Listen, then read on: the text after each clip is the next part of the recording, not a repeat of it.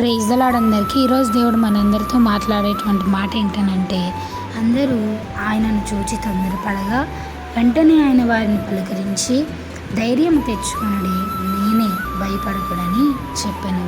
దేవునికి మహిమ కలుగును కాకండి. దేవుడు ఈరోజు యొక్క వాక్యం ద్వారా మనతో మాట్లాడుతూ ఉన్నారు. అయితే మనకి తెలియనటువంటి వాక్యం కాదు, కానీ యొక్క వాక్యం ఏంటంటే, యేసు ప్రభులు వారు సముద్రం మీద నడుస్తున్నప్పుడు ఆల్రెడీ శిష్యులు పడవలో ఉంటారు. యేసు ప్రభులు వారు అట్లా నడిచినప్పుడు చూసేసరికి వాళ్ళందరూ భయపడతారు. ఏమనుకుంటారంటే, దయ్యం వస్తూ ఉందేమో అని వాళ్ళు భయపడ్డప్పుడు దేవుడు ఏమంటున్నారని అంటే, భయపడబాకండి, మీరు ధైర్యం తెచ్చుకోండి, ఎందుకంటే నేనే, భయపడకుడి అని అక్కడ దేవుడు ఒక గొప్ప ఆదరణ మాట ఆ రోజు శిష్యులకి చెప్పిన వెంటనే వారిలో ఉన్న భయం తొలగిపోయి, ఓహో ఈయన దేవుడు మెస్సయ్య యేసు ప్రభువు వారా వచ్చేది అని వాళ్ళు గ్రహించగలిగారు. అయితే దేవుడు అదే వాగ్దానం ఈరోజు మనకి ఇస్తూ ఉన్నారు. ఏంటంటే, సమస్యల చేత, భయము, బాధ, దుఃఖము చేత నువ్వు ఉంటున్నావా, భయపడతా ఉన్నావు, బాధపడతా ఉన్నావు,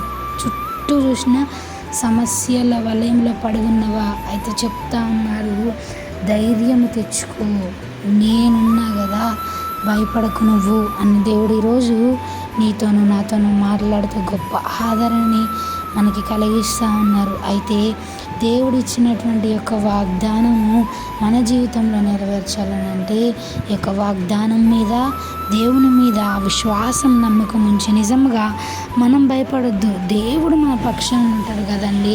అప్పుడు మనం భయపడక ధైర్యం తెచ్చుకొని దేవుని కొరకై జీవిద్దాం. ఈ వాక్యము దేవుడు దీవించును గాక, మనందరి జీవితంలో దేవుడు ఫలింపజేయును గాక. ఆమేన్.